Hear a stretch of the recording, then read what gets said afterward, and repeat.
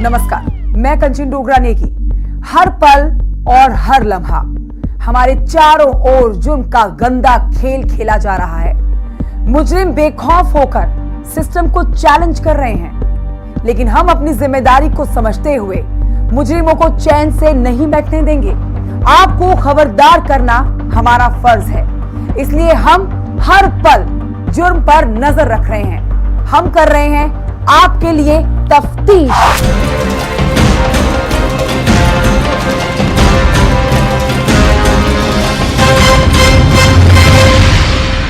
तफ्तीश में आज की पहली तफ्तीश समाज के मुंह पर जोरदार तमाचा है। जो समाज अपनी बहन बेटियों की आबरू को तार तार होने से नहीं बचा सकता, उसे शर्म से डूब मरना चाहिए। ये तफ्तीश साबित करती है कि हमारे बीच गंदी सोच रखने वाले दरिंदे रह रहे हैं। यहां भी कुछ ऐसा ही हुआ। यहां एक मासूम की इज्जत को तार तार कर दिया गया। आजादी के अमृत महोत्सव का जश्न मनाकर जब ये घर लौट रही थी मासूम, तब उसकी ताक में बैठे भेड़ियों ने उसे अगवा करके अपनी हवस का शिकार बनाया। देखिए दरिंदों को उनकी असली ठिकाने यानी सलाखों के पीछे पहुंचाने वाली हमारी ये तफ्तीश।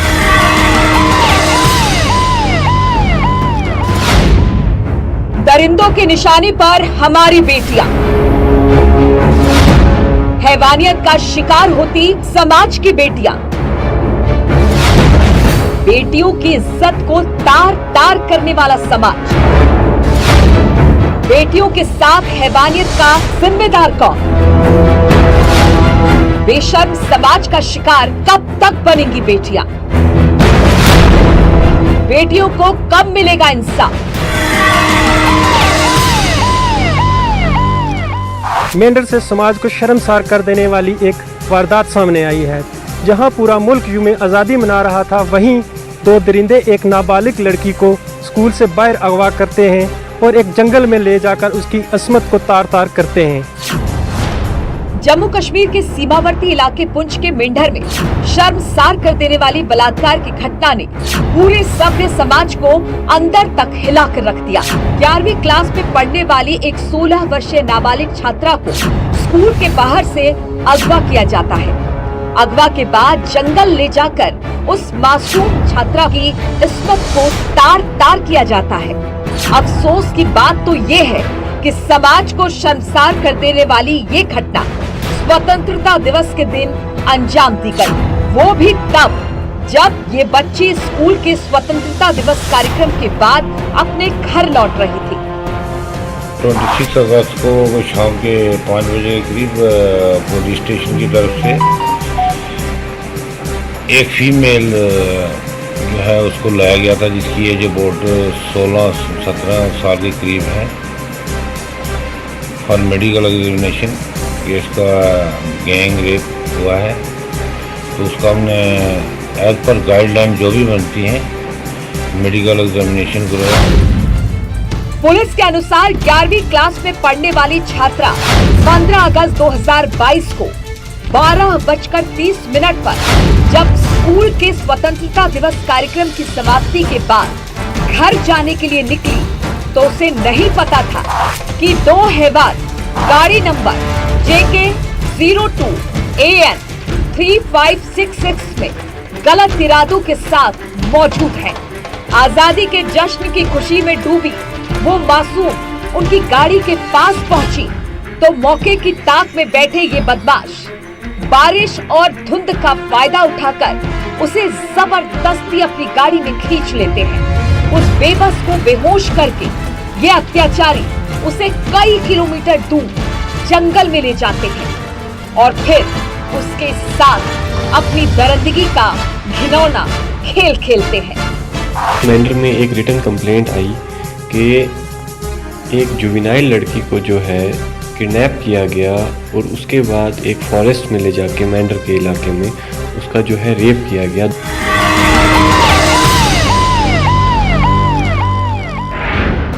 पुलिस के अनुसार पुलिस थाना मेंढर में मोहम्मद आजाद पिता मोहम्मद जुबैर नाडौल और मोहम्मद इमरान पिता वाली मोहम्मद नडौल के खिलाफ उन्हें एक नाबालिग छात्रा के साथ दुष्कर्म की नामजद शिकायत मिली थी।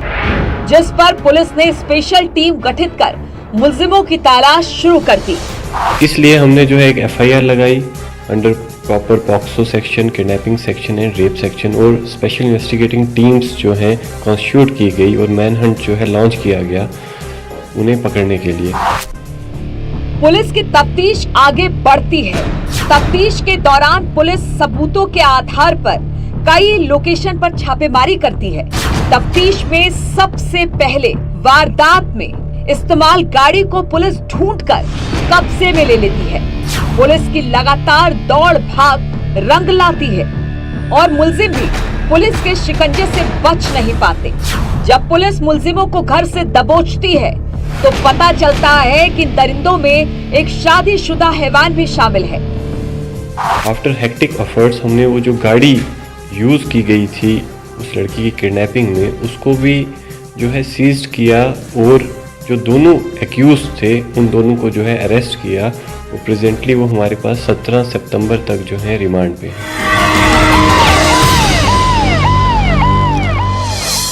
आरोपी पुलिस के शिकंजे में है और पुलिस तफ्तीश में मिले साक्ष्यों के आधार पर ऐसा मजबूत केस बनाने में जुटी है जिससे ये जालिम जेल की काल कोठरी में इतना सड़े कि आगे किसी बहन बेटी पर कभी भी बुरी नजर डालने लायक न रहे। इनकी सजा को देखकर इन दरिंदों जैसे गंदी सोच रखने वाले इस तरह की पापी सोच से तौबा कर ले।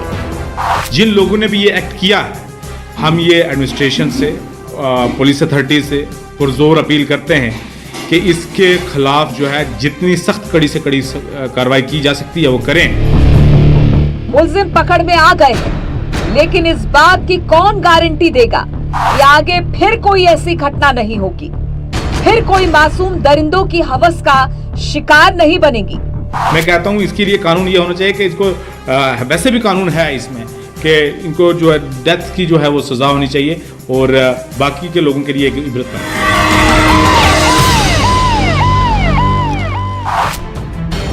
क्या खुद को सभ्य कहने वाला हमारा समाज बहन बेटियों की इज्जत की रक्षा करने की गारंटी लेगा? समाज के जिम्मेदारों को इस वारदात ने सोचने पर मजबूर कर दिया है। सवाल ये भी है कि क्या हमारा समाज बीमार हो चला है? हमारा पूरा समाज जो है इस दरिंदगी की मजम्मत करते हैं और जो हमारे समाज में इस किस्म के गंदे अनासर हैं, हम कहते हैं कि इस किस्म के जो गंदे अनासर हैं उनको सख्त से सख्त और कड़ी से कड़ी सजा दी जाए, ताकि जो हमारे समाज में इस किस्म के और लोग हैं उनको पता चले कि ये जो इस किस्म के अनासर हैं उनको समाज में रहने का या जीने का कोई हक नहीं है। मेंढर में ये इंसिडेंट हुआ है, गैंग रेप का वाक़ा हुआ है, हम इसको कड़े अल्फाज में मजम्मत करते हैं। देखिए ये इस नौइयत का मेरे ख्याल से मेंढर में पहला वाक़ा है और ऐसे वाक़े यहाँ पे बड़े अनफॉर्चुनेट हैं, ये नहीं होने चाहिए क्योंकि ये जो यहाँ पे है ये समाज इस चीज़ की इजाज़त नहीं देता। यहाँ पे लोग अगर ये चीज़ें अगर परवान चढ़ने लगेंगी या ये चीज़ें आप यहाँ पे इसको बढ़ावा मिलने लगेगा तो मेरे ख्याल से आने वाले वक्त में बड़ी ये दिक्कत है, लड़कियाँ महफूज नहीं रहेंगी। अफसोस की बात है कि जिस समाज पर अपनी माँ बहन बेटी की आबरू और इज्जत की हिफाजत का जिम्मा है, वही मर्द समाज अपनी माँ बहन और बेटी को अपनी हवस का शिकार बना रहा है।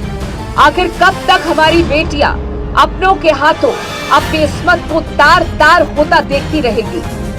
तो बाकी वाले लोग हैं, बाकी समाज है कि जिनके अंदर ये तशवीश है, जिनके अंदर ये डर पैदा हो गया, जो हमारी बच्चियां आज स्कूलों में आने से या कॉलेजेस में आने से या घरों से बाहर निकलने में तजब्जब का शिकार है कि हमारे साथ इस किस्म का कानूनी हरकत हो सकती हैं, वो डर है। अगर एडमिनिस्ट्रेशन या पुलिस अथॉरिटीज़ इस पर एक्ट करेंगी प्रॉम्प्टली तो जो है मैं कहता हूँ एक मतलब फिर से जो इस वक्त मेंढर में जो शौक है हर तरफ ये तजब्जब है वो ख़त्म हो जाएगा।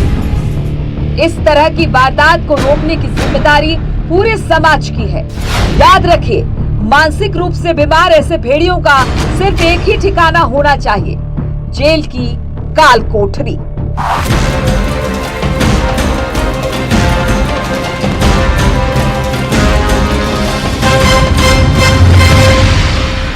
आज बेटियां जहां किसी से कम नहीं हैं, पूरे देश को बेटियों पर फख्र है, वहीं समाज में कुछ ऐसे लोग भी हैं जो अपनी हवस का निशाना बनाने के लिए उनकी इज्जत को तार तार करते हैं। समाज को चाहिए कि ऐसे लोगों पर कड़ी नज़र रखी जाए। तफ्तीश के लिए मेंढर से Nazim Ali Khan. Welcome back. Nalagarh court में पेशी के लिए आए एक मुलजिम पर हुई ताबड़तोड़ फायरिंग के बाद अदालत में दहशत मच गई। पेशी के लिए आया मुलजिम सन्नी जैसे ही अदालत की सीढ़ियों पर पहुंचा, वहां उसकी घात में बैठे बदमाशों ने ताबड़तोड़ फायरिंग शुरू कर दी। गोलीबारी में सन्नी तो जैसे तैसे बच गया, लेकिन पुलिस के लिए यह वारदात गले की हड्डी बन गई। इस गोलीबारी को हिमाचल में हरियाणा के गैंग वॉर की दस्तक समझा जा रहा था, लेकिन जब सच सामने आया तो पुलिस के हाथ पैर फूल गए। देखिए पुलिस को खुलेआम चैलेंज करती फायरिंग की ये तफ्तीश।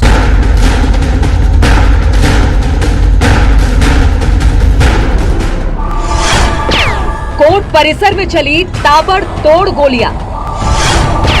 हरियाणा की लड़ाई पहुंची नालागढ़।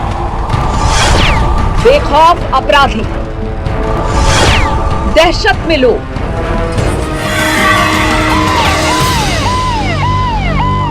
हिमाचल प्रदेश के नालागढ़ कोर्ट परिसर में हुई गोलीबारी का मामला उलझता ही जा रहा है। हालांकि कुछ दिन पहले दिल्ली में 6 लोगों की गिरफ्तारी मामले को भी कोर्ट परिसर के मामले से जोड़कर देखा जा रहा है, लेकिन इस मामले को लेकर पुलिस ने चुप्पी साधी हुई है और कुछ भी बोलने से पुलिस बच रही है। हालांकि अब देखना यह होगा कि कब पुलिस इस मामले को सुलझाती है या तफ्तीश का हिस्सा रहता है। हिमाचल प्रदेश नालागढ़ कोर्ट परिसर में एक पेशी पर लाए गए सन्नी नाम के आरोपी पर दिन दहाड़े अंधाधुंध फायरिंग का मामला सामने आया है।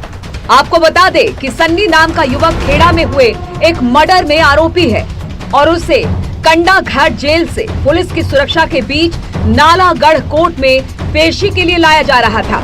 जैसे ही सनी पुलिस कर्मियों के साथ कोर्ट परिसर की सीढ़ियों पर पहुंचा तो पीछे से आधा दर्जन के करीब हमलावरों ने उसके ऊपर ताबड़तोड़ फायरिंग शुरू कर दी।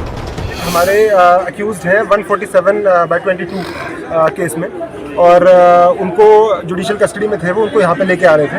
तो जो कोर्ट कॉम्प्लेक्स उसके बाहर ही गोलियां चली हैं। इस बीच सनी के साथ मौजूद पुलिसकर्मियों ने अपनी जान की परवाह न करते हुए उससे बचा तो लिया, लेकिन पुलिस के लिए अभी भी ये एक मुअम्मा बना हुआ है कि ये अपराधी सनी को निशाना क्यों बनाना चाह रहे थे। अपराधियों ने जिस तरह कोर्ट परिसर में अंधाधुंध फायरिंग की, ये वहां की सुरक्षा व्यवस्था पर सवाल खड़े कर रहे हैं। बाइक सवार अपराधियों ने फायरिंग करने के बाद किसी तरह अपनी जान बचाकर भागने में कामयाब तो हो गए, लेकिन पुलिस ने उनकी बाइक को अपने कब्जे में ले लिया। जो अक्यूज्ड है इस केस में वो आई थिंक अभी वो यहाँ मिले नहीं है अभी हमें, और हमने अपनी टीम्स लगा दी हैं, वो उनको ढूंढने की पूरी कोशिश कर रही है। हमें उनकी एक बाइक बरामद हुई है, होपफुली हम उनको जल्दी पकड़ लें। घटना की सूचना मिलते ही नालागढ़ पुलिस ने मौके का जायजा लिया और मौके पर डीएसपी नालागढ़ अमित यादव पहुंचे, जिनके द्वारा पूरे क्षेत्र को सील कर दिया गया और आरोपियों की तलाश की जा रही है और साथ ही पुलिस इस पूरी घटना की तफ्तीश में जुट गई है।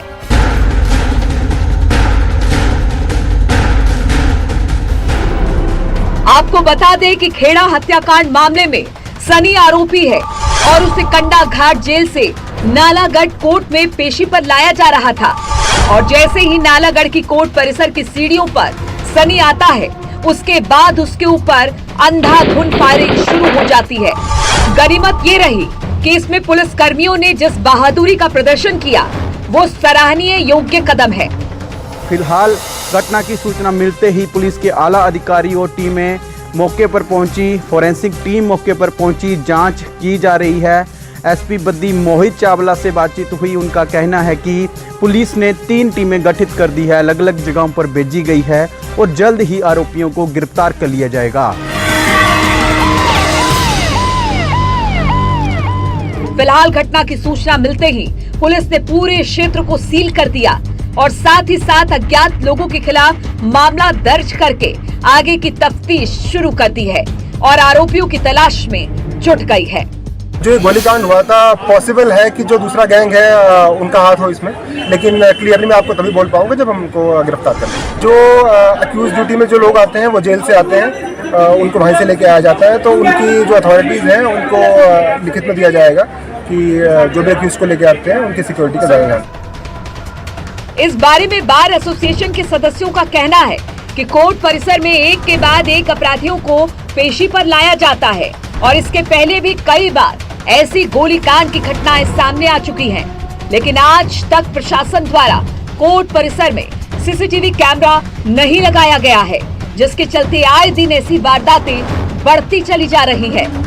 302 के ट्रायल में यहाँ पे मुजरिमों को लाया जाता है जिनके साथ कोई सिक्योरिटी इतनी खास नहीं होती है, ना ही यहाँ पे कोई सीसीटीवी कैमरास वगैरह लगाए गए हैं कोर्ट परिसर में, ताकि कोई ऐसी वारदात होए तो हम किसी को उस सीसीटीवी कैमरे के थ्रू पकड़ सके या देख सके कौन थे। बाकी ये जो पुलिस वगैरह आती है, कोई छोटे मोटा केस होगा तो काफ़ी यहाँ पे गश्त भी लगा दी जाती है। एक बार पहले भी ये इंसिडेंट हुआ था, उस टाइम बहुत सारी पुलिस फोर्स यहाँ पे कर दी थी, जबकि वो मैटर इतना बड़ा भी नहीं था। बार एसोसिएशन के सदस्यों का कहना है कि वो प्रशासन से मांग करते हैं कि जल्द से जल्द नालागढ़ कोर्ट परिसर में सुरक्षा व्यवस्था और सीसीटीवी कैमरों की व्यवस्था की जाए, ताकि कोर्ट में काम करने वाले लोगों की सुरक्षा सुनिश्चित की जा सके। हमारे जितने भी अधिवक्ता हैं उन सब में रोष है और अपनी सिक्योरिटी को लेके, अपनी सिक्योरिटी के प्रति सभी चिंतित हैं, क्योंकि हमारे कोर्ट परिसर में ना कोई मेटल डिटेक्टर है, ना कोई कैमरास हैं, जिससे कोई पता नहीं लगता। कोई भी आता है, एक कैदी को पेश करने आते हैं, उससे 20-20 मिलने आते हैं उसको।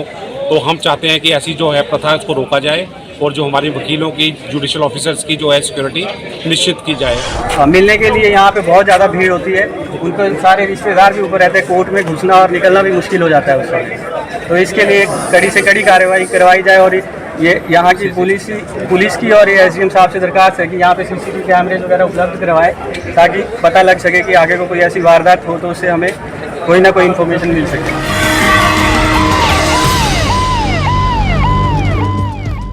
खेड़ा हत्याकांड मामले में सनी नाम का शख्स आरोपित है और उसे पेशी के लिए कंडा घाट जेल से नालागढ़ कोर्ट में लाया गया था। पुलिस ने आरोपियों की तलाश शुरू कर दी है और अलग अलग टीमें बनाकर अलग अलग जगहों पर भेज दी गई है। कुछ लीड्स पुलिस के पास हैं और जिसपे हमारी 3 स्पेशल टीम्स काम कर रही हैं। फॉरेंसिक की टीम ने कल दौरा कर लिया था घटनास्थल का और एक स्पेशल इन्वेस्टिगेशन टीम का मैंने गठन कर दिया है कल रात को। आई एम होपफुल जिस तरह से लीड्स हमारे पास हैं और जिस तरह से स्पेशल टीम्स काम कर रही हैं एनालाइजिंग, जल्दी इसमें कुछ ना कुछ अच्छे परिणाम निकलेंगे। डीएसपी नालागढ़ का कहना है कि वो बहुत जल्द ही अपराधियों को पकड़ लेंगे और किसी भी अपराधी को किसी कीमत पर नहीं बख्शा जाएगा। कोर्ट परिसर की सुरक्षा को लेकर उन्होंने कहा कि बहुत जल्द ही वो नालागढ़ एसडीएम से मिलकर कोर्ट परिसर में सीसीटीवी कैमरा लगवाने की बात करेंगे। मेरी एडीजी साहब से भी बात हुई है और एसीजेएम साहब से भी बात हुई है। हमने उनको आश्वासन दिया है कि उनकी सिक्योरिटी बीफ अप की जाएगी और कोर्ट कॉम्प्लेक्स की सिक्योरिटी भी बढ़ाई जाएगी और यहाँ के जो सीसीटीवी कैमरास इंस्टॉलेशन के लिए एसडीएम साहब को लिखा जाएगा। आपको बता दें कि खेड़ा गोलीकांड मामले में आरोपी की गैंग और एक अन्य गैंग के बीच विवाद चल रहा है, जिसके चलते पहले भी एक शख्स की गोली मारकर हत्या कर दी गई थी, लेकिन उस मामले में पहले ही पुलिस ने अपराधियों को गिरफ्तार कर लिया है और उस मामले की तफ्तीश चल रही है। लेकिन जिस तरह से कोर्ट परिसर में एक आरोपी पर अंधाधुंध फायरिंग की गई, वो पूरे कानून व्यवस्था को ही कटघरे में खड़ा कर रहा है। अब देखना होगा कि नालागढ़ पुलिस कितनी जल्दी उन अपराधियों तक पहुंचती है। यहाँ पर सबसे बड़ा सवाल कोर्ट परिसर की सुरक्षा का बना हुआ है। अब प्रशासन को चाहिए कि कब प्रशासन कोर्ट परिसर की सुरक्षा को सुनिश्चित करती है और कब लोगों के दिलों से गोलीबारी का भय निकल पाता है। नालागढ़ से तफ्तीश के लिए जगत सिंह बैंस की रिपोर्ट।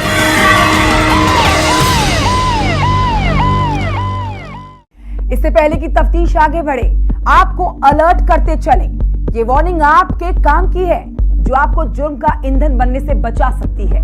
देखिए तफ्तीश वार्निंग। हम अपने सोशल मीडिया के माध्यम से हमारा जो स्टेट जो साइबर सेल हैं और जो हमारे अपने ज़िला के भी जो हमारे फेसबुक पेजेस हैं उसके माध्यम से हम समय समय के ऊपर अवेयरनेस प्रोग्राम चलाते रहते हैं और क्या क्या मोडस ऑपरेंडी लोग यूज़ कर रहे हैं इसके बारे में जागरूक करते रहते हैं। लेकिन उसके बावजूद भी लोग ठगी का शिकार होते जा रहे हैं। इसका एक प्रमुख कारण है कि हमें इंटरनेट का प्रयोग करते समय सावधानियाँ बरतनी होती है। आपके अपने फेसबुक पे जो आपका पासवर्ड है, आपका लॉगिन आईडी है, वो आप समय समय चेंज करते रहें, कॉम्प्लेक्स बनाएं। आपका फेसबुक आईडी, आपका डेट ऑफ बर्थ या आपके इस प्रकार के जो आपकी क्रेडेंशियल्स हैं उसका मैचिंग नहीं होना चाहिए। तो इस तरीके से ये सावधानियाँ बरतें।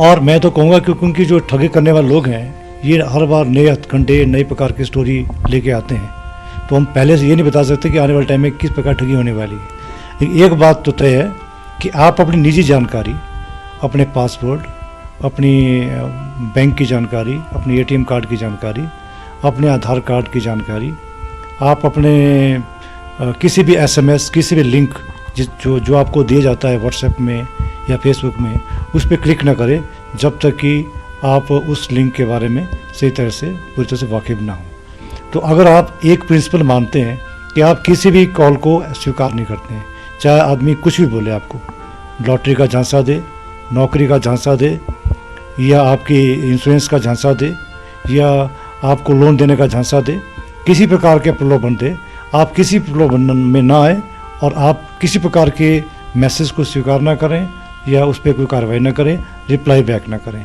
तो आप अपने आप को साइबर ठगी से बचा सकते हैं। आज के लिए बस इतना ही, लेकिन ना जुर्म रुका है और ना ही रुकेगी हमारी तफ्तीश। अगले हफ्ते इसी जगह इसी टाइम जारी रहेगी हमारी तफ्तीश। जय हिंद।